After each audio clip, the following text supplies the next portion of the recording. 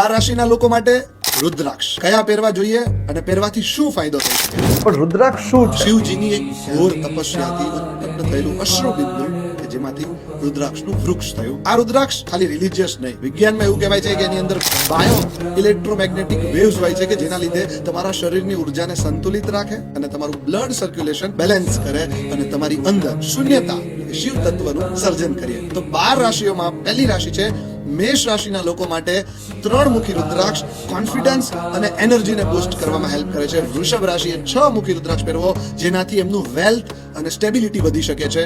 મિથુન રાશિના લોકોએ 4 મુખી રુદ્રાક્ષ પહેરવાથી એમનું માઇન્ડ વધારે શાર્પ થઈ શકે છે અને કમ્યુનિકેશન સ્કિલ વધારે સારી બની શકે છે. કર્ક રાશિના લોકોએ 2 મુખી રુદ્રાક્ષ પહેરવો જોઈએ કે જેનાથી એમના જીવનમાં ઇમોશનલ સ્ટેબિલિટી આવી જાય. અને સિંહ રાશિના લોકોએ 12 મુખી રુદ્રાક્ષ કે જેનાથી પાવર અને સક્સેસ વધારે અચીવ કરી શકે. કન્યા રાશિના લોકોએ 4 મુખી નોલેજ અને ક્રિએટિવિટી માટે. તુલા રાશિના લોકોએ 6 મુખી રિલેશનશિપમાં હાર્મની માટે. વૃશ્ચિક રાશિના લોકોએ 3 મુખી નેગેટિવ એનર્જીઓને દૂર કરવા માટે. ધનુ રાશિના લોકોએ 5 મુખી આધ્યાત્મિક વિકાસ માટે.